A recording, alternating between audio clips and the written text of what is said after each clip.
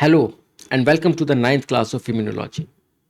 In this class, we are going to discuss immunogenetics, the very interesting topic because it decides and it is responsible for unlimited specificities of B cell and T cell receptors despite of having the limited number of genes. Okay, so in this discussion today we will see how the limited number of genes are encoding unlimited number of BCRs and TCRs, how the five classes of antibodies based on the heavy chains are formed, and how T cell receptors are formed. So please pay attention and let us start the discussion. In our previous class, we discussed inflammatory responses, we discussed ILCs and natural killer cells, we discussed regulation and evasion of innate and inflammatory responses. Then we talked about the interactions between the innate and adaptive immune systems in detail. We also learned about complement system, ubiquity of innate immunity, and we also seen a one-page slider about the innate immunity in plants. Okay, so this is just a previous class recap so that you can connect. Now in this class, since we are starting a new topic, and this topic is a very critical topic in immunology, and this is very unique topic also because whatever mechanisms we are seeing today, you will not see in any other cell. It is the characteristic of only the B cells and the T cells. So, and these mechanisms are so unique and they are so different that even for many decades the scientists were perplexed that how it is happening that a single B cell, it shows such kind of, or T cells shows such kind of unlimited specificities despite of having the limited amount of DNA. Okay, so let's start. Now, infinite antigen specific receptors on lymphocytes, they are encoded by finite number of genes, and I have emphasized on this statement since the beginning of this class, because this is something which you will not see in other cells or in other system. So we have the infinite antigen specific receptors on lymphocytes, but we have the finite number of genes. Okay, now this is really very interesting. So the receptors are encoded by gene segments, not the whole gene, but by gene segments in different combinations to create diverse receptors, and this is known as combinatorial diversity. Now, a small amount of genetic material, it encodes infinite specificities of receptors. So, you can see here in the picture that there are different gene segments. So, we have the gene segments for the heavy chain variable region, then we have the gene segments for the diversity region, and then the joining region. Okay, and then they are combined randomly, and this produces the combinatorial diversity. But further random addition or subtraction of nucleotides at the junctions of the gene segments create additional diversity, and it is known as the junctional diversity. So after the combination, you can see here that this V, D and J, they are combined randomly, but at their junctions further diversity is generated, and this is known as the junctional diversity. Why? Because this diversity is present at the junctions. Now, further diversity by two different variable chains in each antigen receptor. Now you know that the antibody chain or our TCR, they have two chains. Now further diversity, now these two are apart from or besides these two diversities, the further diversity is generated by two different variable chains in each antigen receptor. That means on an antibody, if there are two chains, so one chain will be responsible for one antigen and this chain will be responsible for other antigen. So this is again a mechanism to generate the diversity. Now, gene segments are the DNA segments that encode only a part of the immunoglobulin domain. They don't form the complete domain, but they form only a part of the Ig domain. And in developing lymphocytes, these are rearranged, which we call them as a somatic DNA recombination, to form a complete and unique variable region coding sequence, right? So why we are calling it as a somatic DNA recombination? Because this recombination is happening in somatic cells. It is not happening in the germinal cells. That's why we are calling it as a somatic DNA recombination, and it happens in the developing lymphocytes. Okay. Now, the V regions of the IgH, that means the immunoglobulin heavy and light chains, they are based on the immunoglobulin fold, which is composed of 9 beta sheets. So this immunoglobulin fold is composed of 9 beta sheets. So here these are the beta sheets, and if you count them, this is 1, 2, 3, 4, 5, 6, 7, 8 and 9. Total 9 beta sheets, and these form the V region of IgH and IgL chain. Okay. Now the antibody binding site where actually the antigen binds. So the antibody binding site is formed by 3 amino acid loops, which is HV1 CDR1. So we call it as a hypervariable 1 or complementarity determining region 1, which we have already discussed it in our previous class. We call second is HV2 or CDR2, and the third one is HV3 and CDR3. So these are the amino acid loops. So if you can see here, these are the loops, the red color one. These are the 3 loops, the red color one. Okay. So this is forming HBr1, this is forming HBr2, and here it is forming HBr3. Now, the 3 hypervaluable regions, they exist as loops of amino acids between the beta sheets of B and C. So you can see here, this is B, okay, and this is C. So this loop, this one, this is between B and C, between C prime and C double prime. So you can see here, this is C prime and this is C double prime. So another loop is here between these 2 sheets, and between F and G. So you can see here, this is F and this is G. So this is F, so this loop, and this is G. So these 3 loops, they are here between what we are seeing here, B and C, C prime and C double prime, and F and G beta sheets. Okay. A complete variable region in a lymphocyte is encoded within a single exon of the full antigen receptor gene, and the 3 hypervariable regions, they are interspersed between 4 framework regions.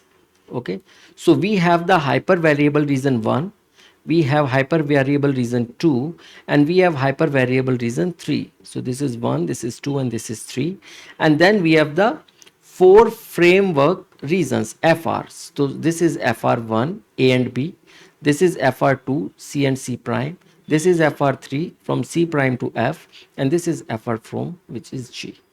And these 3 are interspersed within the 4 framework regions.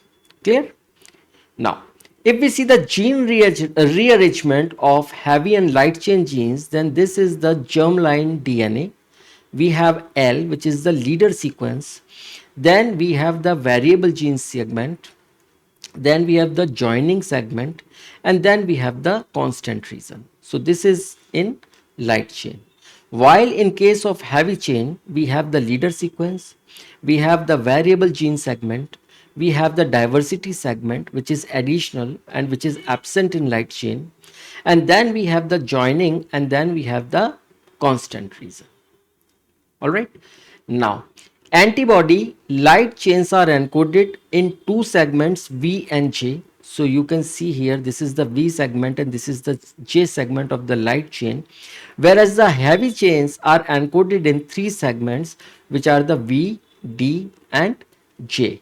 And all segments are in multiple copies and the combination is chosen randomly. So this is something you should remember, that all these segments are in multiple copies and the combination is chosen randomly. Okay, so there is always a random recombination. Now, if we see the antibody gene organization, the same constant region can be connected to millions of different variable regions. So you can see here the same color of constant region, whether it is C constant region for the heavy chain or constant region for the light chain. You know, the same color represents that the region is the same, while the variable heavy chain or the variable light region, it is represented by different color. So the same constant region can be connected to millions of different variable region, and on the other side the same variable region can be connected to 5 constant regions in the heavy chain. So you know that our antibodies have the 5 heavy chains, right? We have the mu chain, we have alpha, we have delta, we have epsilon, and we have the gamma. So you can see here the VH region, it is the same, while the CH region differs, and so it can join with any of the 5 chains, right?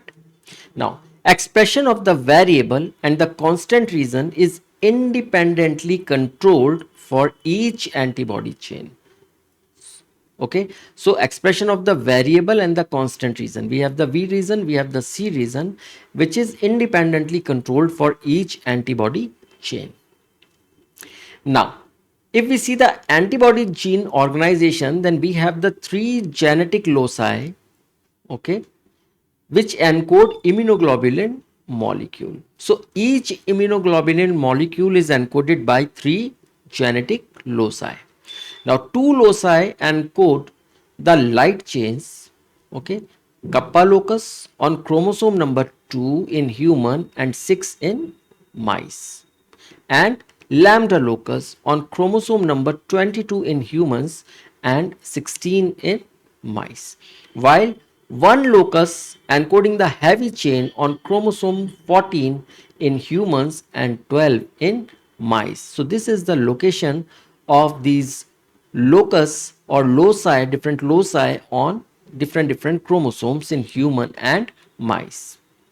Now, if we see the combinatorial antibody diversity in case of humans, so let us see the V segment, which has around 45 heavy chain segments which are estimated, and kappa chain is 41 and lambda chain is 33.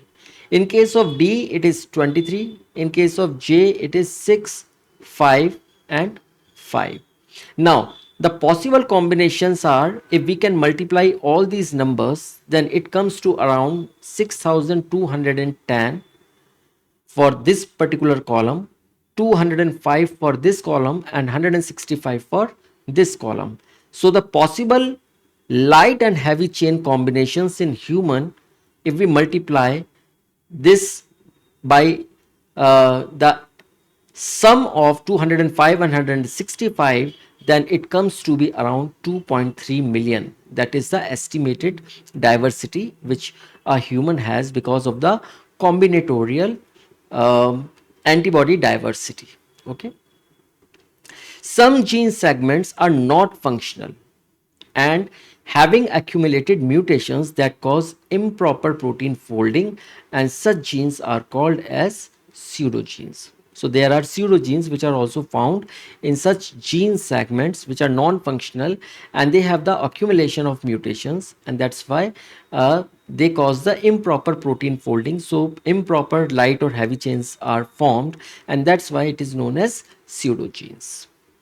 Now, if we see the germline organization of the immunoglobulin heavy and light chain loci, so this is the lambda light chain locus, this is the kappa light chain locus, and this is the heavy chain locus. So you can see here this is the leader sequence L1. Then we have the V lambda 1, which is the variable region of the lambda chain, and then again there is a V lambda 2 but preceded by L2, which is the leader 2 upstream to this V lambda 2 region, and so on. So this is V lambda around 30, okay, and then there is a leader sequence at the upstream, and then we have the J sequence upstream to the constant region, then again the J to the constant region second, and J to the constant region 4. In case of kappa light chain locus, you can see here the leader chain upstream to variable kappa chain, leader variable kappa, leader variable kappa, leader variable kappa around 38. And then the difference is the joining chain or the J chain, they are together here and they are upstream to the constant region, while in case of the lambda light chain, each J chain was upstream to the constant region, each constant region. So that is the basic difference between the lambda light chain locus and kappa light chain locus. In case of the heavy chain, you can see here the leader sequences, they are upstream to the V or the variable gene segments, and then we have the additional D, which is the diversity region, which is upstream to the J region, and then the J regions upstream to the constant region. So here heavy chain locus is slightly similar to the kappa light chain, except that it also has the D segment, here, okay. In around 50% of the people, the entire cluster of variable kappa gene segment has undergone an increase by duplication. So this VK gene segment has undergone duplication in approximately 50% of the people. And the total length of the heavy chain locus is more than 2 megabases, which is around 2 million bases. And some D gene segments are only 6 bases long. Okay, so they are very short, just 6 bases long. So these are some points which you should consider. Now if we see the kappa chain locus, the mouse kappa light chain locus is around 3.2 MB, and depending on the strain there are around 120 to 140 V genes, while 94 to 96 are functional out of 120 to 140 variable genes. Now individual V segments, they are separated by non-coding sequence of 5 to 100 kb. So if you can see here the V segment, this is the second V segment, okay. Now this is the non-coding region, this is the non-coding region, and this is around 5 to 100 kb. The transcriptional orientation of V segments may be in the same or in the opposite direction as the C region segment. It doesn't affect the use but change some recombinational mechanisms, which we will see in the following slides. Then the downstream functional J segments, they have one pseudo J segment gene containing a stop codon, and therefore it cannot be used. So when there is a functional J segments, downstream to the functional J segment is one pseudo J segment gene, and this gene contains a stop codon, and then therefore it cannot be used. Then another feature is that a single C segment downstream of the G region. So if you can see here, this is the constant region C segment, and it is a single segment which is downstream to the J region, and all kappa light chain constant regions are encoded by this segment, okay. In case of the lambda light chain locus, the mouse chain locus is around 214. It should be actually lambda. I'm writing here, typo mistake, sorry. The mouse lambda light chain locus should be around 240 kb, In mouse, it is 5%. In humans, it is 40%. In lab mouse strain, only 3 V segments or variable gene segments are there, while in case of humans, we have around 33 V segments. Now, mice has 3 fully functional lambda chain constant regions. So, you can see here like this C1, C2 and C3. Okay, in case of mouse.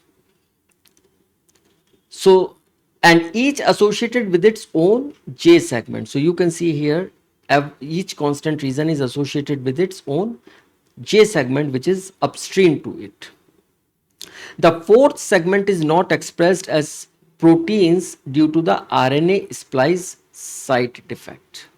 You know, there is a RNA splice site defect in the fourth segment in case of mice, and that's why it is not expressed. While in case of humans, we have the 7 JC pairs, of which 4 or 5 pairs are fully functional.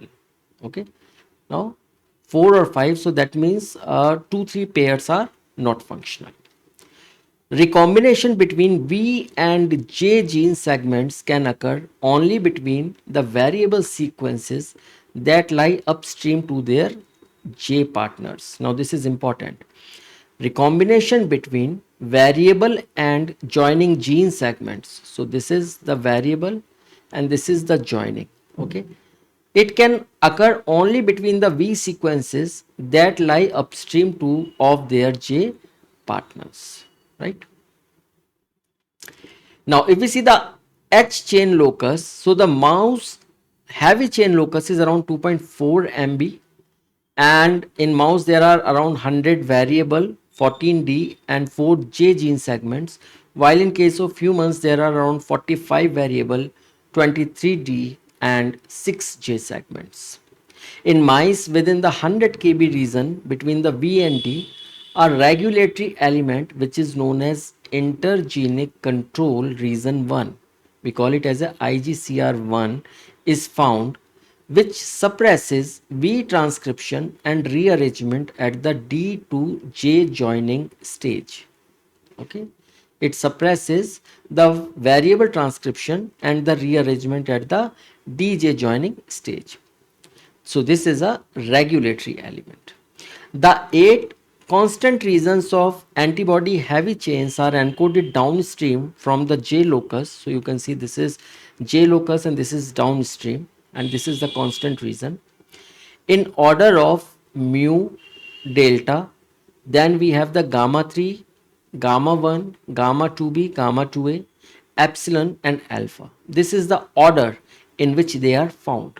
So we have the mu, then delta, then gamma 3, gamma 1, then gamma 2b, then gamma 2a, and then epsilon and alpha. Okay, all variable gene segments, they are transcribed in the same direction as the constant region gene segment, right? So this is just the picture of the heavy chain locus here. You can just have a look. So we have the leader sequence, we have the variable regions, then we have the D region, and then we have the J segment, and then we have the C segment here. Okay, now let's see the VDJ recombination. This is the light chain, this is the heavy chain. So in VDJ recombination, the DNA encoding a complete antibody variable region is assembled from V and J chain, which is the light chain. So here you can see in light chain, we have the V and we have the J chain that are initially separated by many bases of DNA.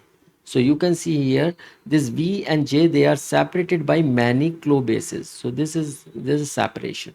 Okay, or VD and J in case of heavy chain. So in heavy chain you can see we have the V, we have D and we have J regions.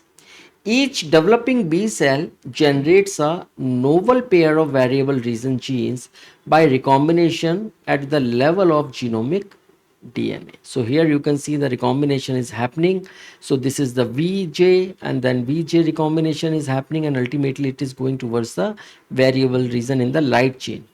And here the VDJ region, it is coming to the variable region of the heavy chain.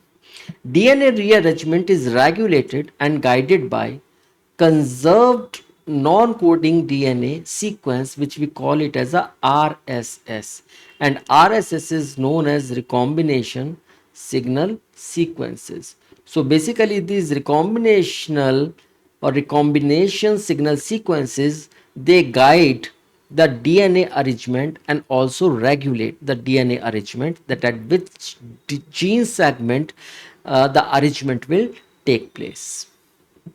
So these recombination signal sequences, they are two conserved sequences, okay, conserved sequences. So they are evolutionary conserved sequences. That means they are very important, and that's why evolution has not touched them.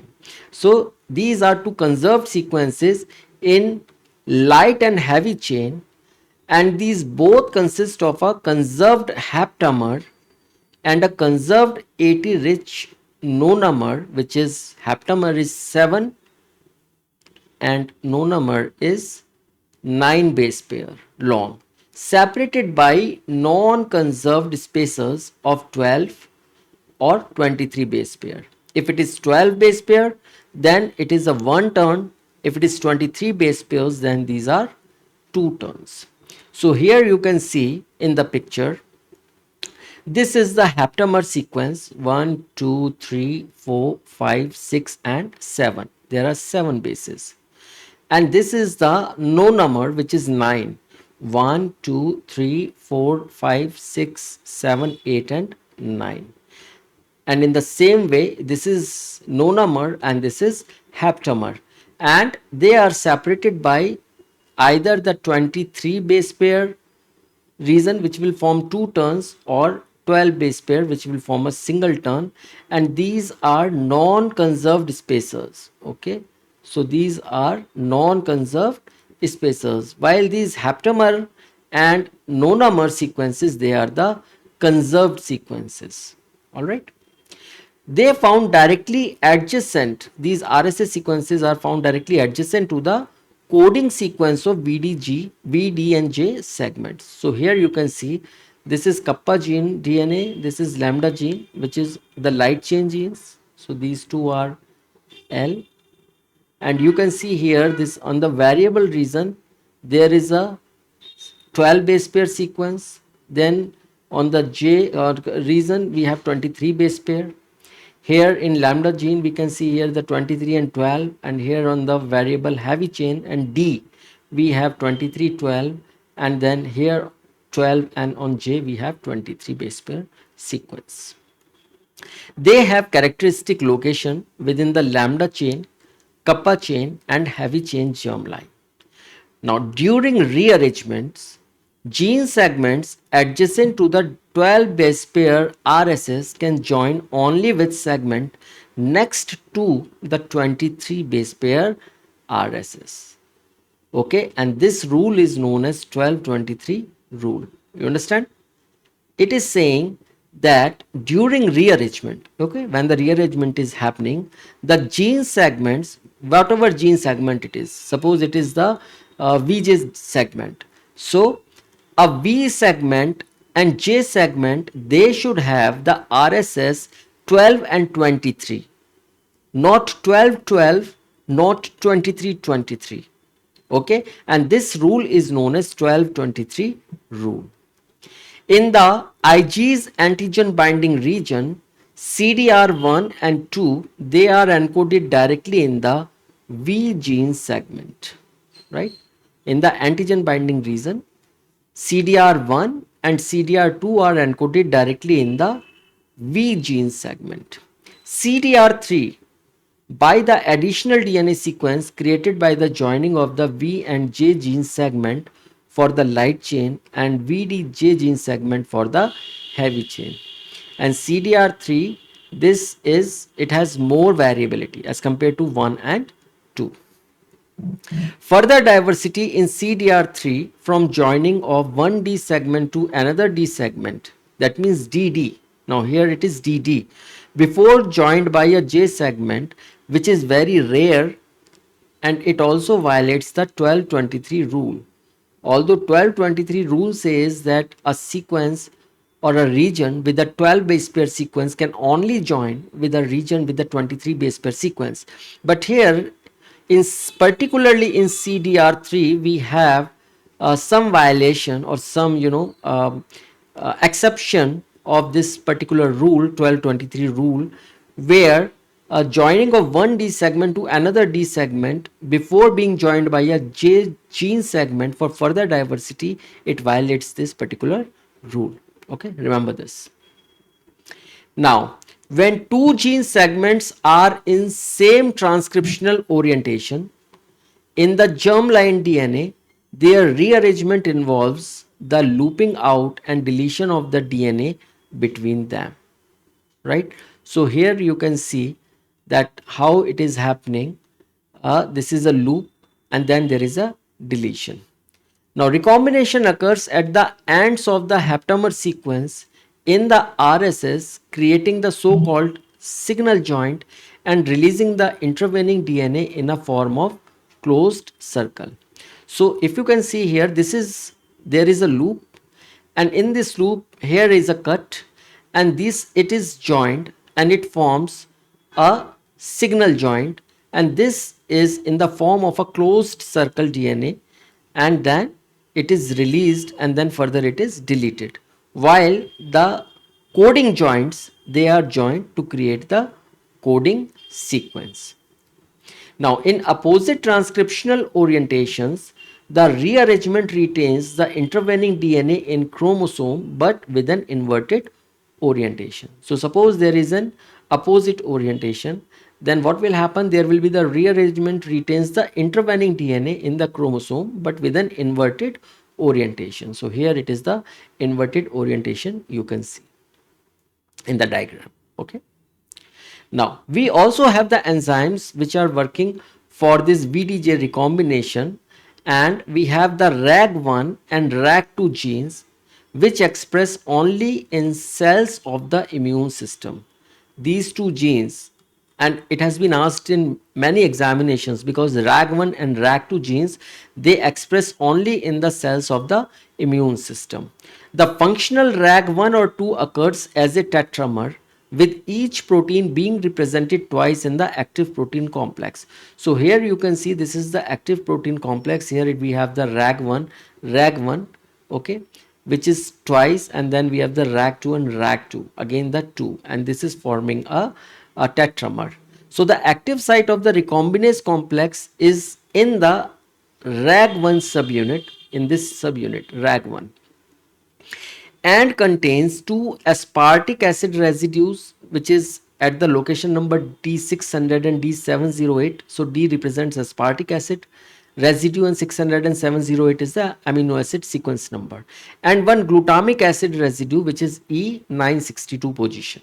Okay, this DDE motif, we call this as a DDE motif, and this DDE motif is found in many DNA cleaving enzymes, for example endonucleases, transposases and recombinases. Okay, now the zinc A and zinc B, which is Zn A and Zn B on RAG1, they are the zinc finger domains. So these are the zinc finger domains. I'm sure you must have uh, learned this in the molecular biology, particularly in transcription factors. If you have not, then you can just go back to the textbook and check out what these zinc finger domains are. So they are the zinc finger domains which are stabilized by the coordination of the zinc ion, and that's why we call them as a zinc domains. The essential activities of the RAG1 or 2 complexes can be accomplished by a so-called core complex. Okay, so the core complex which is there in the RAG1 and 2, it accomplishes the essential activities, okay, which consist of residue 384 to 1008 of RAG1. So here you can see this is the code region, and 384 to 1008 here somewhere, this is the core region, and residue 1 to 383. So here residue number 1 to 383, this is the core region of the RAG2, and you can see here the DNA cleavage is happening within the core region, right? So this is the core region, and in the core region you will find the DNA cleavage, which is the essential activity. All right. Now, if you see here, a complex of RAG1, which is the purple, you can see here, this is purple, and RAG2, which is blue, this is blue, and high mobility group proteins, which are not shown in the picture, they bind to one of the RSS flanking the coding sequence to be joined. So once they bind here, they show that they have to be, this sequence has to be joined. So you can see here they flank the regions to be joined. The RAG complex then recruits the other RSS, and the endonuclease activity, because you have just seen the endonuclease activity in the core region of the RAG, it makes a single stranded cuts in the DNA backbone precisely between each coding segments and its RSS. So here it makes a cut. Okay. Now, at each cutting point, this creates a 3' hydroxyl group which reacts with a phosphodiester bond on the opposite DNA strand to generate a hairpin, leaving a blunt double-stranded break at the end of the RSS. So you can see here it forms a hairpin kind of structure. At the coding ends, now this is the coding ends, we have this is the coding and this is the signal. So we are talking about this sequence, the coding joints. At the coding ends, repair proteins such as Ku70, Ku80, which is green in color, they bind to the hairpin. So you can see Ku70, Ku80, which are green in color, and they are binding here. The DNA PK Artemis complex, purple one. So here this is the purple one, this is the Artemis complex, DNA PK Artemis complex. It binds the complex, this is the complex already bound by this Ku70 and Ku80, and its endonuclease activity opens the DNA hairpin at random site, yielding either two flush-ended DNA strands or a single strand extension. Okay, that's how it works. Now, the cut end is then modified by terminal deoxynucleotidyl transferase, which is TDT, which is pink in color. Here you can see this pink color, and exonuclease, which randomly add and remove nucleotides respectively. So here we will see this a particular mechanism in the following slides. Now, ligation of the two coding ends by DNA ligase 4 with XRCC4, which is turquoise. So here you can see the ligation is happening, and then finally we are having the coding joint. At the signal end, now this is the signal end, Ku70 and Ku80, they binds to the RSS. Okay, they are binding to the RSS, and a complex of DNA ligase 4 XRCC4, the same one, it binds here to join the two ends precisely to form the signal joint. So here we have got the signal joint. So here we have the coding joint, and here we have the signal joint, which is the circular form. Okay. Now, if we compare the coding joint versus signal joint, then the coding joint is the ends of the VDJ coding segment, right? While the signal joint is the ends of the signal sequence, where we have the RSS haptomer nonomer region. Okay, clear? What is coding joint? What is signal joint? Now, the function of the coding joint, it forms the functional exon, which is the VDJ unit, and it encodes part of immunoglobulin or TCR. So basically it is responsible for the receptor coding. While the signal joint is a byproduct of recombination, and it is usually discarded. We don't have any use of it. If we see the structure, this structure is variable, imprecise joining due to the TDT adding or removing nucleotides, and that's why there is a huge diversity in antigen receptors. Clear? While in case of signal joint, there is a precise joining of the two recombination signal sequences, and there is no variability. Now, if we see the stability part, then they are integrated into chromosomes, and they are inherited by daughter cells, because when the lymphocytes will replicate, so the same specificity will go into the daughter cells. While in case of signal joint, they often forms a circular excision product, which we call it as an extra chromosomal circle. They are not integrated into the chromosome. Now, if we see the immunological role, they are essential for antigen receptor diversity, while here in case of signal joint, there is no role in coding, but sometimes they are useful as a marker of recent lymphocyte development. For example, Treg, which is the T cell receptor excision circle. Okay, so we will see it also. Now, if we see the diversity of the immunoglobulin repertoire, the gene rearrangements generate diversity in two ways. First is the combinatorial diversity. Different combinations of gene segments in different rearrangements. You have just seen the VDJ rearrangement, okay? And since there are a number of variable reasons, number of diversity reasons, number of J joining reasons, and they recombine in randomly, so that's why they create a combinatorial diversity. Then we also have the junctional diversity at the joints between the different gene segments due to the addition and subtraction of nucleotides by the recombination process. So we have the junctional diversity. Another combinatorial diversity by many possible different combinations of heavy and light chain variable regions to form the antigen binding site. Now we also have the somatic hypermutation. And what is somatic hypermutation? It is a targeted high frequency mutation. It processes only in B cells. You remember somatic hypermutation, it happens only in B cells after antigen binding to increase affinity for antigen. So basically the role or the objective of somatic hypermutation is to increase the affinity for antigen, and it usually happens when some antigen binds to the receptor. It introduces point mutations into the rearranged variable region genes, right?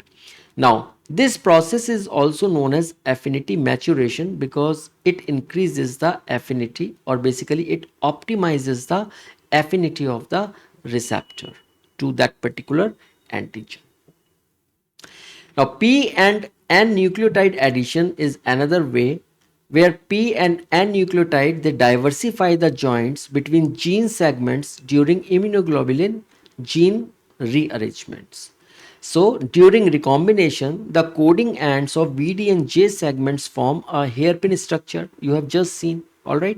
Now, this hairpin is cleaved by the endonuclease Artemis. Okay, you saw that, creating a short single strand overhang. So, here you can see these are the short single strand overhang. This is the D region and this is the J region. Now, the overhang is filled in, resulting in a short palindromic sequence at the coding joint, and this palindromic sequence is known as P nucleotides. It is known as P nucleotides. Now, P nucleotide addition is a precise process. It is distinct from the random addition of N nucleotides by terminal deoxynucleotidyl transferase or TDT. All right. So here you can see this is the D and J segment, and here the RAG complex, it binds to and cleaves recombination signal sequences to yield a DNA hairpin. Now, RAG mediated cleavage of hairpin generates palindromic P nucleotides. So here you can see the P nucleotides are generated here, and then TDT it adds the N nucleotides. So this after A you can see this is the CTCA, and after here A you can see here is the GCGAT. Okay, then there is a pairing of strand and unpaired nucleotides are removed, you can see here, and then the gaps are filled by DNA synthesis and ligation to form the coding joint. So that's how we create the P and P nucleotide addition and creates the diversity, which is very random. Okay, now if we see the P and N nucleotide addition, then the and we compare these two, then the origin is here the P nucleotide addition is generated by asymmetric cleavage of hairpin loops during VDJ recombination, while in case of N nucleotide addition it is added by enzyme TDT. Okay, now in case of P nucleotide addition the sequence type is palindromic DNA sequence at the coding end, and while N nucleotide addition, it is non-templated random sequence. So you understand what is palindromic sequence, which you can read from both sides. Okay, front to back and back to front, it remains the same. So we call it as a palindromic sequence, while it is a random sequence. If we see the mechanism, in case of P nucleotide, the DNA hairpin is opened, single stranded overhang is filled, and creating a palindromic basis. While in case of N nucleotide addition, the TDT, it randomly adds nucleotides to the 3' end of the coding segment. The enzymes which are involved in P nucleotide addition is ARTMS, which is for cleavage, and then DNA polymerase to fill in. While in case of N nucleotide, it is TDT, which is the template independent DNA polymerase. So that's why the random nucleotides are filled in. Location is at the coding ends of the VD or J gene segments in case of P nucleotide, while it is mainly at the VD and DJ junctions, especially in the heavy chains. So the contribution is that the P nucleotide, it adds a few predictable nucleotides, often 1 to 2 bases, but can be longer also. While in case of the N nucleotide addition, it adds variable number of random nucleotides and it greatly increasing the diversity. So N gives more diversity as compared to P. If we see the dependence, so the P nucleotide addition is determined by the sequence and structure of the coding ends, while in case of N nucleotide addition, it is dependent on TDT expression and activity. The function of P nucleotide addition is to increase diversity by introducing palindromic sequences at the junctions, while in case of N, it dramatically increases diversity by introducing random sequences at the junctions. So basically more diversity is generated by N nucleotide addition as compared to the P nucleotide addition. So this slide is really very helpful because it is giving you a contrast and comparison between the P nucleotide addition and N nucleotide addition. Okay. Now, let's come to the BCR expression, which is the B cell receptor expression after the generation of the diversity. Successful expression of BCR includes the various gene recombination events. They should terminate in productive rearrangements at both the heavy and the light chain loci. Okay, then only a productive BCR will be formed. Only one heavy chain allele and one light chain allele out of the two parental alleles must be expressed in each B cell, and this mechanism is known as allelic exclusion. Right? So one parental, one from father, one from mother, it should express, other should not express. This is known as allelic exclusion. Right? The receptor must not bind self antigen. Now this is really important, because if they will bind self antigen, then the problem is that we will have the self immunity, and so we have the immune reactions, okay, against our own body components. If the receptor is found to be autoreactive, the cell can swap it out for a different one, and this process is known as the receptor editing. So what is receptor editing? Receptor editing is that if the receptor is found autoreactive, the cell can swap it out for a different receptor, and this is known as receptor editing. So our lymphocytes are giving every fair chance so that the cell should not become autoreactive. Receptor editing occurs most frequently in kappa chains and uses a secondary rearrangement that employs V and J segments, upstream and downstream respectively, from the original rearrangement. So when we have the alternative rearrangement, then definitely new receptors will be formed and the receptor will be edited. Now, if the first attempt at heavy chain rearrangement is unproductive, rearrangement will initiate at the second heavy chain allele. So you can see here, this is our progenitor cell, and here we have the DH receptors, and it is the productive is forming the allele 1, while non-productive is this allele 1, and if the non-productive is formed, then again it is given a chance, and then either it will form the productive allele 2, or if it will not form any productive, or it will form a non-productive allele 2.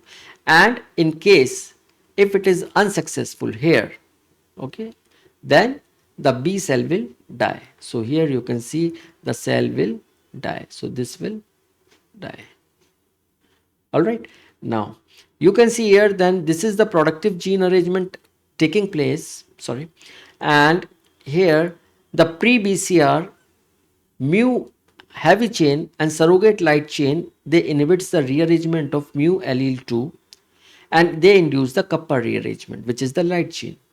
And once mu and kappa chain are formed, they inhibit the rearrangement of the kappa allele 2 and lambda rearrangement, right? So mu and kappa chain, they inhibit the lambda rearrangement.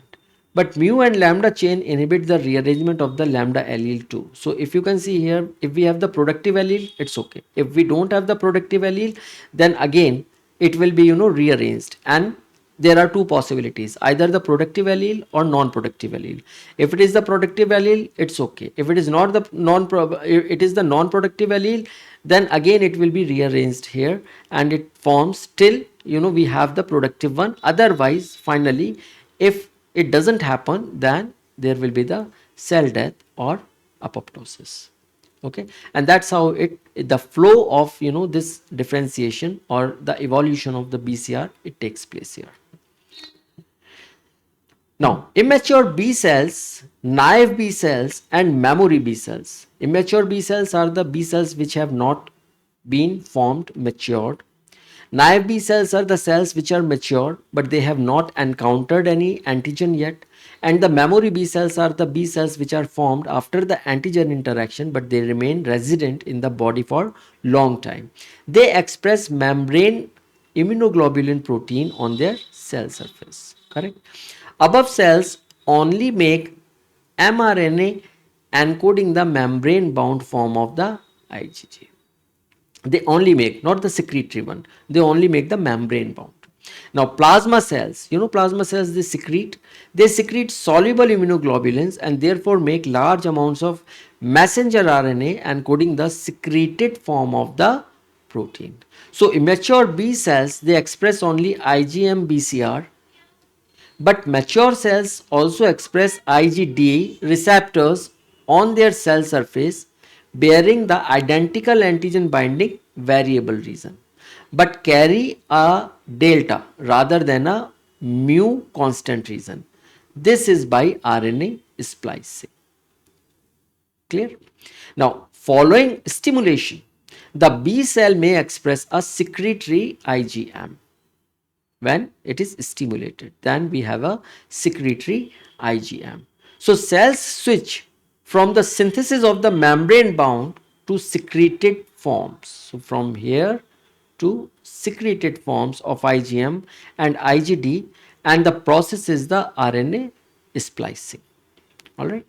The generation of the immunoglobulins belonging to any heavy chain class other than IgM and IgD occur by an additional DNA recombination process, and we call it as a class switch recombination. In the class switch recombination process, the antibodies can change the class. We have 5 classes made G, you remember, IgM, IgD, IgG, IgA and IgE. So they can change the classes, and this class switching can happen by additional DNA recombination process, and we call it as a class switch recombination. It results in the loss of the DNA encoding the mu and delta constant region gene segments, not by RNA splicing. Yeah. Now, if we see the membrane versus secretory immunoglobulins, the immunoglobulin heavy chain RNA transcript in a mature naive B cell, it encodes the rearranged V region and both the C mu chain and C delta constant region, right? So if you can see the RNA transcript in the mature naive B cell, here you can see it encodes the variable region and both the C mu and C delta constant region. So you have the C mu region as well, and you have the C delta region as well. This is C delta and this is C mu region. This is the transcript. Two additional exons M1 and M2 encode the membrane spanning region of the heavy chain. So we have M1 and here we have M2. So you can see here this is the M1 and this is the M2, and they are the membrane spanning regions which will go into the membrane. Okay. Production of messenger RNA encoding the membrane-bound form of mu chain occurs when cleavage of the primary transcript and addition of poly-A tail occurs at polyadenylation site 2. So this is polyadenylation site 2. So production of messenger RNA encoding the membrane bound form, because this is M1 and M2 region, and then poly A site 2 is here after the M2 region. So only after when we have the poly A site 2 here, then only the membrane bound form is produced. Now, following antigenic stimulation, the B cell begins to generate the secreted form of IgM, and the polyadenylation shifts to site 1. So here polyadenylation, which is at the site 2, now it shifts to site 1, right? And the mRNA sequence downstream of site 1 are degraded. So here this is the site 1 and all the sequences from this onwards, this is degraded. All right, so you can see the difference here. Here we have the membrane, and when we have the membrane, you can see most of the amino acids are hydrophobic and they are inserted within this particular region. This is the membrane bound, while here we don't see the membrane because this is the secretory form, and the secretory form don't require that. So this pink one are the hydrophilic amino acids and yellow one are the hydrophobic amino acids. So here you can see the majority of the hydrophobic amino acids are within this membrane bound, or the region which will go or which pass through the membrane here. All right. Yeah. Now, if we see the TCR expression, the TCR gene segments, they are arranged in a similar pattern to immunoglobulin gene segments and by the same enzyme, same, right? Just like the antibodies. So we have the alpha chain locus, we have the beta chain locus. So we have the variable regions, we have the J segment, we have the constant region, and here also we have the variable region, then we have the D region, J segment, constant region, D region, J segment, constant region in case of the beta locus. Like immunoglobulin light and heavy chains, TCR alpha and beta chain each consist of a variable amino terminal region and a constant region, right? The TCR alpha locus, like the loci of the immunoglobulin light chains, it contains V and J chain segments. So here you can see the alpha locus, it is just like the light chain and it doesn't have the D region. So it has only V and J. While the beta locus, like the locus of the heavy chain, IgG heavy chain, it contains the D gene segments in addition to the V beta and J beta gene segment. So here you can see we have the additional D segment, all right, apart from the J and the V region. Okay, so now let us look at the TCR expression here. So we have the germline DNA and we have the segments, the variable regions here, we have the J regions here, we have the constant regions here. You know, they are recombined, and when we have the rearranged DNA, okay, we have then we have transcription, splicing and translation, and that causes the protein formation, which is the T cell receptors. And finally we have the, you know, again the alpha and beta chains you can see here, right? And here you can see the rearrangement and recombination within the germline. Okay, this is how it happens for both the chains. So you can see this one for 2 germline DNA and rearranged DNA for alpha chain, and this one germline DNA and rearranged DNA for the beta chain. So the gene rearrangement, it takes place in thymus, all right, and the RSS are homologous to Ig gene segments and are recognized by the same enzymes. The excluded DNA circles, which are the signal joints, right? The excluded DNA circles are known as T cell receptor excision circles, and they are the markers for recently emigrated T cells from the thymus. So we can check the Tregs, and these are the markers for the recently emigrated T cells from the thymus. All known defects in genes controlling the VDJ recombination, it affect T cells, B cells equally. It never happens that B cells are more affected or T cells are less affected. And animals lack functional B or T lymphocytes altogether because the recombination process remains the same. P and N nucleotides are also added between the V and J gene segments of all rearranged TCR alpha genes, whereas only about half of the VJ joints in immunoglobulin light chain genes are modified by N nucleotide addition, and there is no P nucleotides. Okay, now let us understand it more when we will compare this. Now the C regions, which is the constant regions of the TCR alpha and TCR beta loci, are much simpler than those of the immunoglobulin heavy chain locus. Only one C alpha gene and two C beta genes are there, but they are very closely homologous and no known functional distinction between their products. Okay, point to remember. Then the TCR constant region genes, they encode only transmembrane polypeptides. Okay, there is no secretory form. It is only transmembrane polypeptides. Well, while in case of the antigen, it is a secretory form as well. The main function is to hold the TCR on the membrane. The only function is to hold the TCR on the membrane. That's why it is the transmembrane polypeptides. In immunoglobulin, D segment is surrounded by two 12 base pair RSS.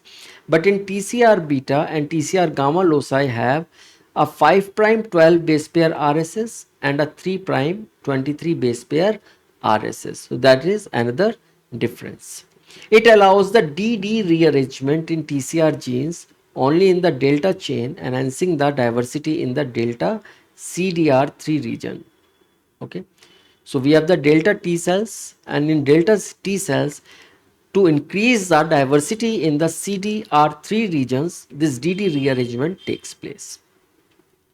In TCRs, most of the diversity resides in the CDR3 loops that contain the junctional region and form the center of the antigen binding site.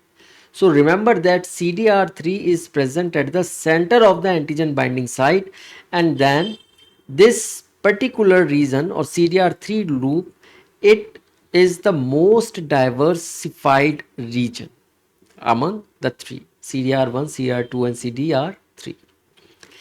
Allelic exclusion is not as complete in T cells as in B cells, in that some T cell bear more than one alpha chain, because you just saw that the allelic exclusion was very important and significant in case of B cells, while in case of T cells, some T cells bear more than one alpha chain, so it is not as complete as in case of the B cells. Okay,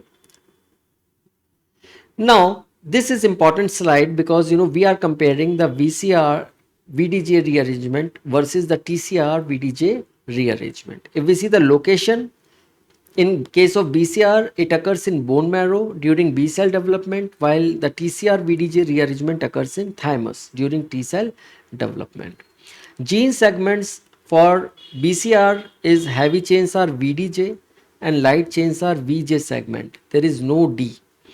While in case of beta and delta chains, okay, VDJ segments, alpha and gamma chains, V and J segments. There is no D in alpha and gamma.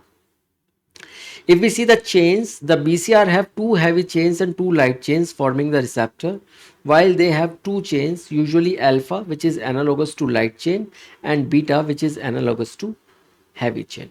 That is again a very big difference. If we see the diversity generation, it is the VDJ recombination plus additional diversification via somatic hypermutation and class switch recombination.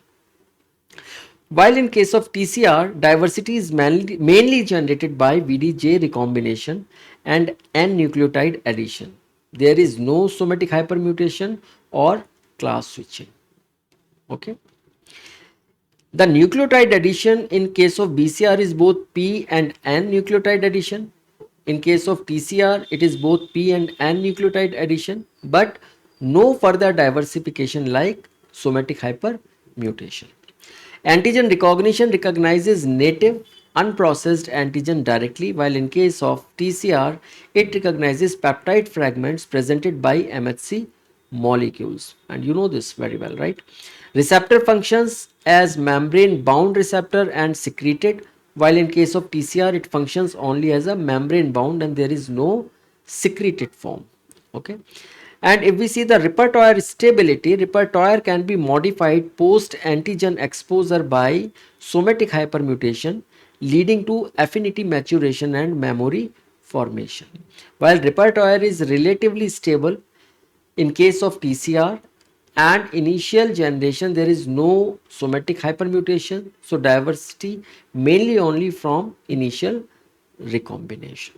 So these two slides, they are comparing the BCR and TCR gene rearrangements, and they very well talk about the major differences between two as well as the major similarities between two. If we see the recombination enzymes, they are RAG1 and RAG2, which mediate recombination, and AID is involved in somatic hypermutation and class switching. Okay, this particular enzyme AID, it is involved in somatic hypermutation and class switching, while in case of TCR it is RAG1 and RAG2 mediated recognition, and there is no AID involvement as there is no somatic hypermutation and class switching.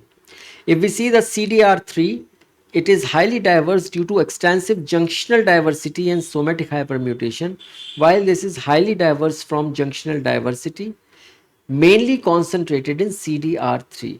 So CDR3 is responsible for majority of the antigen specificity and diversity among the TCRs.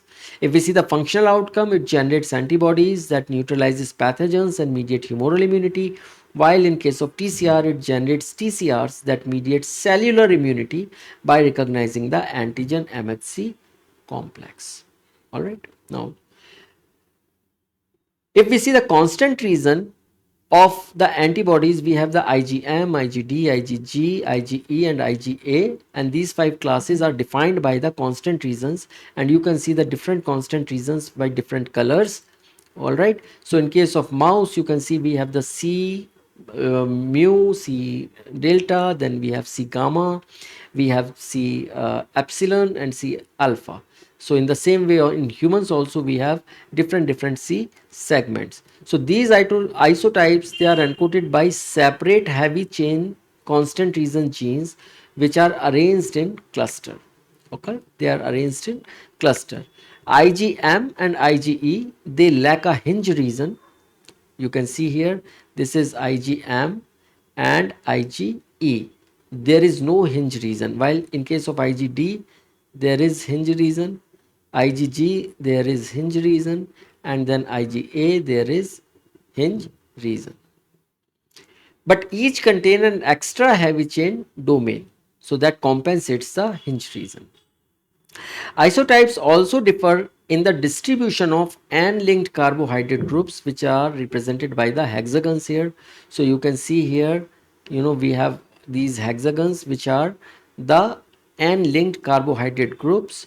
So the least carbohydrates are present in IgG, and the most carbohydrates are almost present in IgM, okay, followed by IgE. Okay. Now these are the physical and functional properties of the human Ig isotypes. So you can see we have IgG1, G2, G3, G4, then IgM, IgA1, IgA2, IgD and IgE.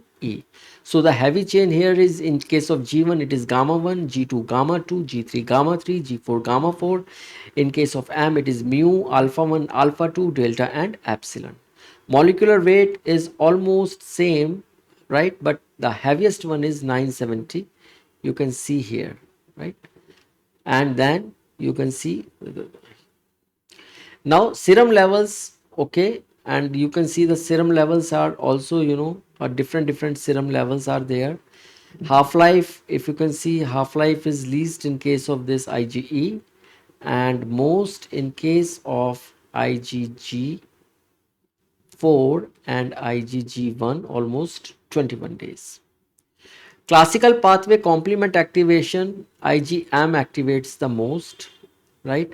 While absent in case of IgG4 and A and D and E, right? In case of alternative pathway, again IgA1, it gives some feeble activation. Placental transfer, if you see, it is IgG class, particularly IgG1 and IgG3 mainly, followed by IgG2, and then may not be IgG4, while placental transfer is absent in all other classes. Binding to macrophage and phagocyte Fc receptors, it is almost same in case of IgE, IgA2, IgA1 and then IgG3 and IgG1, while it may not be present in IgG4, while absent in IgG2, IgM and IgD. High affinity binding to mast cells and basophils, only mast cells and basophils are IgE, and reactivity with staphylococcal protein A, almost positive in case of Ig, while negative for rest of the classes. Okay. Now, if we see the effector functions of the C regions, the constant regions in immunoglobulins, there are three main effector functions. First is the Fc region, it binds to Fc receptors on immune cells. So IgG antibodies, especially G1 and G3, they bind to Fc gamma receptors on the phagocytes, promoting phagocytosis of antibody-coated pathogens. IgE binds to Fc epsilon receptor on mast cells, basophils and eosinophils, triggering the release of inflammatory mediators which are important in allergy and defense against parasites. Alright. Then the Fc region of antibodies in antigen antibody complexes can bind to complement C1q, which is a complement protein, and it initiates the classical complement pathway. Alright, in the last class you saw the complement pathways, and the classical complement pathway, it can be triggered by this Fc region of the antibodies in antigen antibody complexes by binding to the C1q. Now this leads to the recruitment and activation of phagocytes and the destruction of the pathogens. And the third effector function is the regulation of the secretion and transport. So IgA is transported into mucus secretions, tears and milk. IgG is transported from mother to fetus across the placenta. Both processes use the neonatal Fc receptors for active transport, and Fc receptor in kidney podocytes also help remove IgG from the blood. Alright, and this is Fc receptor is the neonatal Fc receptor in kidney podocytes. So these are the three effector functions of the constant region in immunoglobulins. Alright. Okay, so now let us close our discussion for today and let us summarize what we learned today. We learned about the heavy and light chain gene rearrangements. We learned about the VDJ gene segments, VDJ recombination, BCR expression and TCR expression. I hope by today's discussion you now have more clarity about the generation of the diverse antigen specificity in B lymphocytes and T lymphocytes using the limited DNA. Now I'm again emphasizing this because this is really very wonderful process which is happening inside these lymphocytes. Okay, so thank you very much, and we will see you in next class. Till then, take care.